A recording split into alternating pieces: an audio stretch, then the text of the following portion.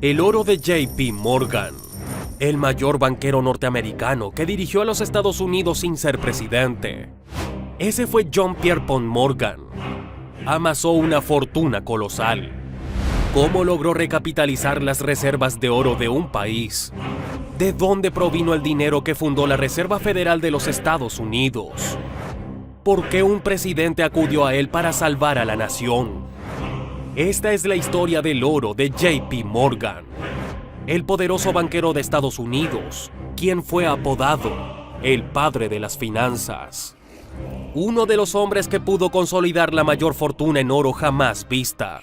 Fue el hombre que dirigió al propio gobierno de los Estados Unidos. El país norteamericano hacía lo que él ordenaba. Misteriosamente, el mismo año de su muerte, se fundó la Reserva Federal, o Banco Central de los Estados Unidos. Ahora, esa misma entidad federativa es la encargada de resguardar el oro de la nación que muchos suponen que es realmente el oro de la familia Morgan. El oro, el valioso metal por el que muchos son capaces de morir. Desde tiempos inmemoriales el oro ha sido un activo de refugio ante problemas económicos. Su valor reside principalmente en que no puede ser copiado o reproducido. Y esa incorruptibilidad es un factor fundamental en el comercio. Algunos dicen que su existencia proviene de la formación de la Tierra. La explosión producida por las supernovas genera una combinación de elementos que con el tiempo se convierten en lo que conocemos hoy. Esta teoría es promovida principalmente por físicos nucleares que durante años han investigado este elemento. Ellos afirman que el oro surge de la combinación entre el hierro y el uranio. Pero esta fusión se realiza con una exagerada cantidad de energía nuclear que no ocurre naturalmente en la Tierra. De ahí que la rareza de su proveniencia y su existencia limitada lo sitúen en la mira de los inversionistas, pues lo consideran como puerto seguro ante cualquier eventualidad.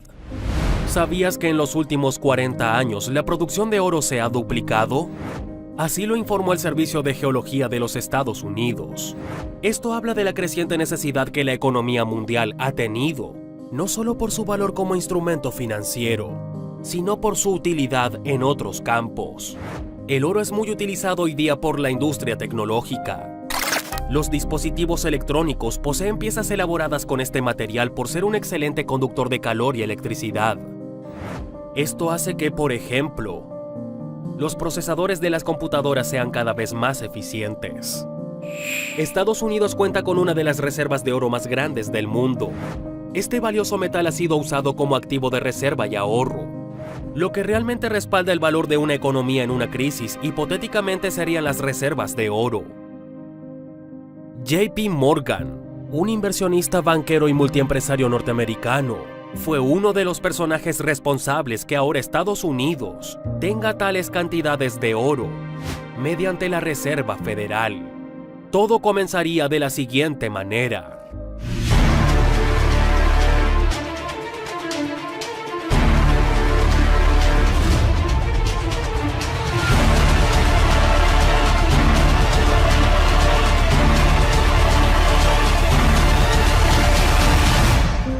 Época entre 1893 y 1895. Fue uno de los capítulos más negros de Estados Unidos, en el que el oro tuvo un papel protagónico. Estamos hablando de la Gran Depresión. El rechazo del papel moneda y la exigencia masiva del metal ocasionó una total pesadilla financiera. Por aquel entonces sucedió un golpe de estado en Buenos Aires que impidió una fuerte inversión en el país norteamericano. Mientras tanto, en Europa y Sudáfrica, la especulación de precios empezaba a preocupar a los habitantes. Esto último se temía que sucediera también en América, y esa fue una de las causas del pánico generalizado. El aumento del precio del trigo, la apertura excesiva de minas de plata y la construcción desmedida de ferrocarriles fueron otros eventos que socavaron la estabilidad económica. JP Morgan, con la llegada del presidente Grover Cleveland, en 1893, llegaron nuevas maniobras que pusieron fin a la debacle. Es ahí donde aparece un mesiánico JP Morgan, el varón ladrón, como luego se le conoció también. venía irónicamente de una buena reputación. Era un hombre lo suficientemente influyente como para detener la competencia desmesurada que había entre las ferroviarias más grandes de la costa este. Esa acción evitó malos resultados para la economía general. La reorganización del ferrocarril de Nueva York, Costa Oriental y Búfalo en 1885 le valió para encarnar a un sujeto con una habilidad extraordinaria para la mediación. Hacía de empresas en decadencia nuevas fuentes productivas. Sus últimas actuaciones antes de atender el llamado del presidente fueron en 1886 con Philadelphia and Reading y luego Chesapeake en Ohio en 1888.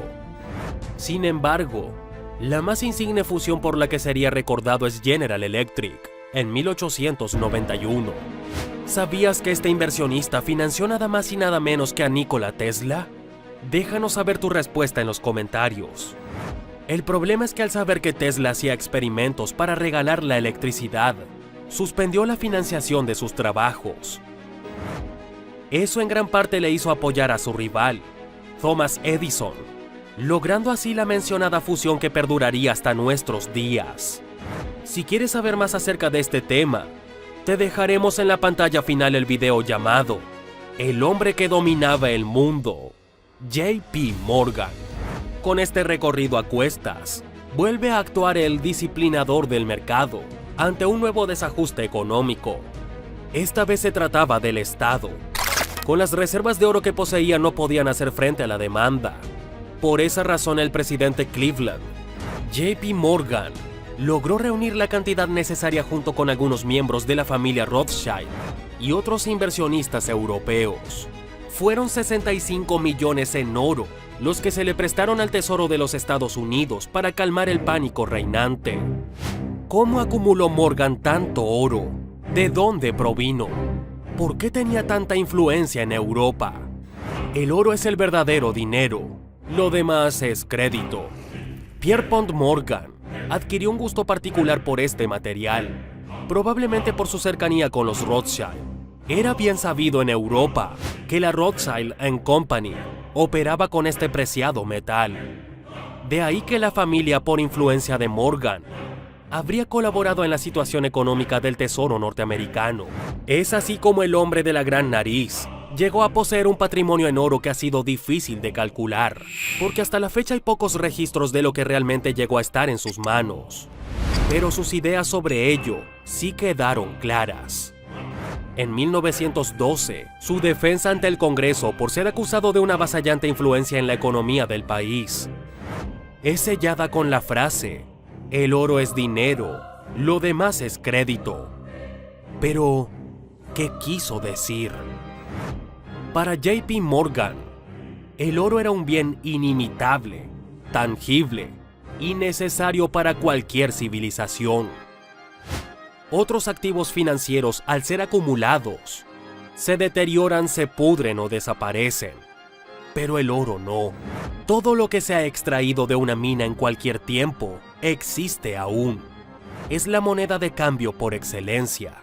El dinero en un banco vendría a ser una especie de bono, un instrumento de deuda que adquiere el portador.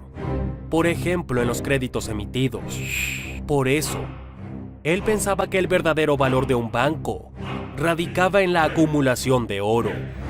Esta filosofía le llevó a salvar al Estado en más de una oportunidad, convirtiéndose en el hombre de confianza al que acudían cuando las estrategias económicas fallaban. Junius Spencer Morgan, el origen del mal. J.P. Morgan padre fue probablemente el responsable de la sólida reputación de su hijo. Esto se debe a que este también fue un astuto empresario que amasó su fortuna con jugosas negociaciones entre Gran Bretaña y Estados Unidos. Sus virtudes como contador en varias entidades financieras de Europa lo prepararon para ser uno de los más respetados banqueros de la época. No llegó a ser como los Rothschild o los Baring, pero sí obtuvo distinción entre ellos. Junius Morgan se abrió paso en las finanzas desde 1829. En la banca de Alfred Wells de Boston, se convirtió en socio de J.B. Company. Más adelante, luego de ser también socio minoritario del banquero londinense George Peabody, tras su muerte, se adueñó de la compañía de finanzas. Pero eso no fue suficiente. J.S. Morgan & Company, el nombre con el que se conoció la nueva sociedad, llegó a ser el representante financiero de Estados Unidos en Inglaterra. Esto consolidó el poder que venía persiguiendo desde hace años.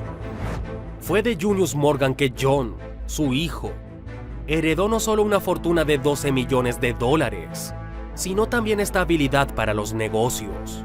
Esa extraordinaria y experimentada visión de su padre, que luego se convirtió en una necesidad de poder casi insaciable. Y es que es posible que en los orígenes de la familia Morgan haya un linaje real, y por lo tanto, una propensión a la acumulación de riquezas. Miles Morgan, uno de los antepasados de Junius, posiblemente era hijo de Beldry de Gales, un acaudalado galés, guardián del castillo de Aberystwyth en el 1113. Morgan y Rockefeller, las manos que mecen la cuna. Entonces, la familia Morgan no es originaria de América, provienen de Europa. El primer Morgan en Estados Unidos fue Miles, un inmigrante que formó buenos lazos con el gobierno local de Boston por sus exitosas tiendas minoritarias. Los Rockefeller, por su lado, han sido parte de las más altas esferas económicas del país: Standard Oil, ExxonMobil y Chevron. La mayor parte de su fortuna viene de la rama petrolera, pero también han hecho presencia en la política y la banca. Los Rockefeller siempre fueron inmensamente más ricos que los Morgan, pero ambos se han beneficiado de los negocios juntos. El JP Morgan Chase es una muestra del éxito que las fusiones corporativas entre ambas familias han producido. Es una de las empresas financieras más sólidas y antiguas del mundo. Es el trono de hierro desde el cual se financia al mundo entero.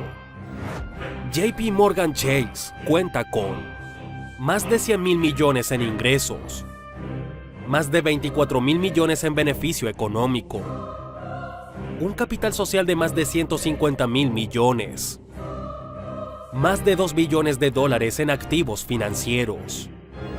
JP Morgan Chase es el emporio financiero con más presencia en el mundo. Sus servicios económicos ofrecidos a instituciones, gobiernos y corporaciones tienen lugar en más de 100 países. De hecho, entre los verdaderos dueños del mundo, podemos contar a JP Morgan Chase y BlackRock. La primera cuenta con acciones en 5.084 empresas globales, y la segunda, otro titán de las finanzas, tiene sus manos en más de 8.200. Queda claro que no hay definición de poder que no incluya los apellidos de estas dos familias. El legado de John Pierpont Morgan, la vida y obra de este hombre, le valió una cantidad inmensa de adjetivos que no terminan de definirlo. El valor incalculable que dejó su impecable ética de trabajo es lo que forjó el mundo que conocemos hoy. Gracias a su inusitada habilidad en las negociaciones, logró resolver problemas que de otro modo habrían sido el apocalipsis. John Pierpont Morgan literalmente encarnó el orden en los peores momentos. Enfrentó con inteligencia, serenidad y firmeza los episodios más oscuros de la humanidad, logrando imponer una estructura justa y productiva. Desde esta plataforma esperamos que historias como esta dejen un mensaje de fuerza y avance ante las dificultades, porque el que no conoce la historia está condenado a repetirla. Actualmente las reservas de oro de Estados Unidos son prácticamente propiedad de la familia Morgan, entre otros inversionistas, como los Rockefeller y los Rothschild, principalmente ya que estas familias fueron realmente los fundadores de la Reserva Federal o Banco Central de Estados Unidos. No se sabe con exactitud la cantidad real de toneladas que el Banco de la FD resguarde.